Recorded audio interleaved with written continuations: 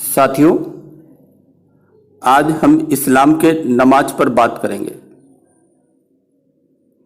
अगर हम आज ये कहें कि जो नमाजी हैं वो आज भी वैदिक सनातन धर्मी हिंदू ही हैं तो कुछ गलत नहीं होगा। साथियों, दुनिया में इनकी संख्या भी अधिक है और इस्लाम में प्रभाव भी। आपने देखा होगा कि अरब के काबा में संगे अस्मत चूमना, काबा का चक्कर लगाना, मीठा पानी जमजम का पानी लाना, नबी की आराधना साधना, ये सब क्या है? ये सब तो पूजा पाठ ही है ना, बस इसका बदला हुआ रूप है। तो हम कह सकते हैं कि नई बोतल में पुराना शरबत। साथियों, ये बात बिल्कुल ठीक है। सैकड़ों सालों में एक मजहब अपनी कट्टरता के कारण विलुप्त होने लगता है। यह आपने इतिहास में देखा है। यह इस्लाम के साथ भी होना है। अगर आप देखें तो बुद्ध, पारसी, यहूदी इसके कुछ उदाहरण मात्र हैं। हिंदुत्व संस्कृति देश काल परिस्थितियों से परिवर्तनशील है, इसलिए यह हिंदुत्व आज भी जीवित है। सब जानते हैं कि 7वीं शताब्दी में इस्लाम आया। सबसे पहले मोहम्मद के जीवन काल में यह भारत आया था, क्योंकि भारत का व्यापार अरब के रास्ते दुनिया के तमाम जगहों पर होता था। इस्लाम के साथ हिंदी संस्कृति का जाने अनजाने आज भी अंदर तक पूरी तरह जुड़ाव है। ईरान जैसे देशों में तो ये बाद में आया। साथियों, ढेरों मौलवी मेरी बात का विरोध कर सकते हैं कि मैं गलत बयानी कर रहा हूं, लेकिन सच तो यही है कि जो नमाज का शब्द है, आपने सुना होगा लोग नमाज का ही शब्द प्रयोग करते हैं, तो ये नमाज का शब्द वैदिक शब्द है। साथियों, अगर अरबी भाषा में बात करें तो अरबी में नमाज के लिए सलात या सलाह का इस्तेमाल होता है। कुरान अगर आप पढ़ें तो कुरान में भी यही सलात या सलाह का शब्द आया है, क्योंकि जब किसी मस्जिद में मुअज्जिन अजान पुकार रहा होता है तो कहता है हय्या अलल सलात, यानी आओ नमाज की तरफ। साथियों, इस्लाम के जानकारों यानी आलिमों, धर्म विद्वानों से जब पूछा गया कि नमाज शब्द कहां से आया, तो उन्होंने बताया कि यह फारसी का शब्द हो सकता है। लेकिन जब फारसी की तरफ निगाह दौड़ाई तो जानकर हैरत हुई कि वहां इस शब्द का मूल ही नहीं है। फारसी में मूल को मसदर कहते हैं। अगर मान लें कि नमाज का मसदर नम हो तो नम का अर्थ होता है गीला या भीगा हुआ। आपने मुहावरा सुना होगा, नम आंखें। इससे नमाज का अर्थ नहीं निकलता। साथियों, कभी विश्व की एकमात्र भाषा संस्कृत हुआ करती थी। वो संस्कृत जहां नन शब्द से नमाज का अर्थ निकलता है। नम संस्कृत में सर झुकाने को कहते हैं। आपने देखा होगा नमः शिवाय। और नम के साथ जो अज शब्द है, नम अज नमाज, तो अज जो है वो वैदिक शब्द है जिसका अर्थ है अजन्मा, यानी दूसरे को जन्म दिया किंतु स्वयं अजन्मा है। इस प्रकार नम को अज के संधि से नमाज बना, जिसका अर्थ हुआ अजन्मे को नमन। इस तरह इस शब्द की उत्पत्ति हुई। ईरान जाकर फारसी में यह नमाज हो गया। ध्यान रहे कि इस्लाम का परिचय भारत में पैगंबर हजरत मोहम्मद के जीवन काल में ही हो गया था। अरब के मुस्लिम कारोबारियों का दक्षिण में भारत आना जाना शुरू हो गया था, जबकि ईरान में इस्लाम बहुत बाद में खलीफा उमर के समय पहुंचा था। भारत के शुरुआती नौ मुस्लिमों ने सलात को नमाज कहना शुरू कर दिया। ये 7वीं सदी का समय है। भारत यानी तब के अखंड भारत से मेरा आशय है, क्योंकि सिर्फ पाकिस्तान, बांग्लादेश, नेपाल या श्रीलंका में ही इस शब्द का चलन नहीं है,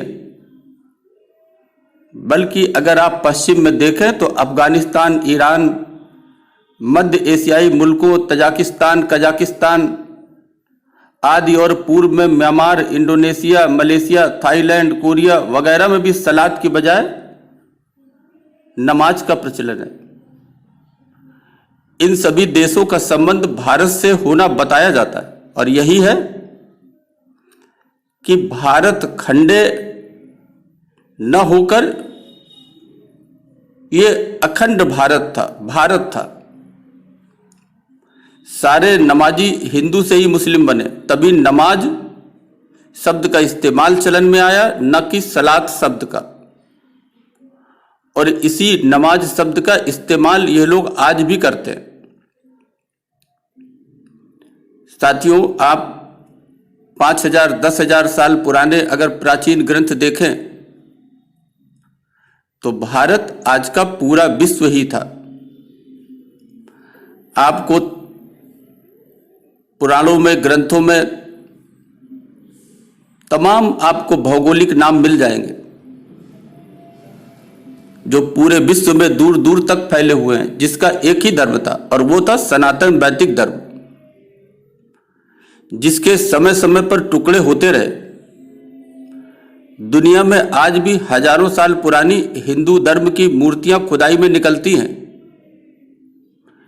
हालांकि इस्लाम के आने के बाद दुनिया के तमाम जगहों पर लाखों मंदिर तोड़े गए, फिर भी दुनिया के तमाम मंदिरों के अवशेष आज भी पूरी दुनिया में देखे जाते हैं।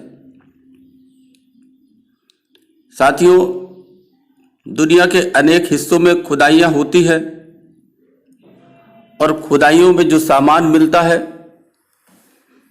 उनका सब आपस में एक संबंध होता है, एक संपर्क होता है, और इससे जानने की कोशिश करते हैं कि यह सभ्यता कहां तक फैली थी। और जब हम देखते हैं यह सभ्यता लगभग एक जैसी ही थी। साथियों, आप सच चाहे जैसे भी छिपाएं, किताबों में झूठा लेखन करके, झूठी बातें बना करके, लेकिन जो सच है वो कभी छुपता नहीं है। आप लाख छिपाने की कोशिश करें। साथियों, इब्राहिम आए, जीसस आए, बुद्ध आए, मोहम्मद आए, आते रहे और आते रहेंगे। पूजा के स्थल बदले, मंदिरों से सिनोगाग, ईसाइयों के चर्च, गुरुद्वारे, मुस्लिमों के स्थल, मस्जिदें, ये सब आता रहा और आता रहेगा और आगे भी होता रहेगा। तो साथियों, पूजा स्थल बदलते गए, और इसके साथ भारत भी खंडित होता रहा, खंड खंड होता रहा। अफसोस होता है कि जब यही नमाजी मूर्ति पूजकों को पापी की नजर से देखते हैं और पूरी दुनिया को इस्लाम के चश्मे से देखते हैं, झूठ का सहारा लेते हैं, इतिहास को झुठलाते हैं, और फिर सब कुछ अल्लाह का कहा बताते हैं, जो 7वीं शताब्दी से शुरू हुआ। जो खुद 7वीं शताब्दी में जन्मा, वो 5000 साल पहले का ज्ञान भी देता है। साथियों, इस प्रकार जो हम अखंड भारत कहते हैं, वो 10,000 हजार साल पहले जो भारत था वो भारत था। और फिर आपने देखा होगा कि हिंदुओं की पूजा पाठ में एक शब्द आता है, भारत खंडे। तो जब ये खंड खंड हुआ, तब फिर शुरू हुआ भारत खंडे। और यही जहां जहां नमाज का शब्द इस्तेमाल होता है, वो भारत खंडे का ही अंग था, यानी खंड भारत का। और आज खंड के खंड में पहुंच गए। ढेरों मजहब आए और ये मजहब धीरे धीरे भारत को टुकड़ों में बांटते रहे। भारत खंड खंड होता रहा। यही आज की सच्चाई है। और जो लोग सलात की जगह नमाज शब्द का इस्तेमाल करते हैं, वही इसका प्रमाण और सबूत है। तो साथियों, आप भी कभी किसी से इस नमाज के शब्द पर चर्चा करें कि इसको सलात की जगह नमाज क्यों बोलते हैं और ये नमाज शब्द क्यों आया और कैसे आया। साथियों, अभी के लिए बस इतना ही। धन्यवाद।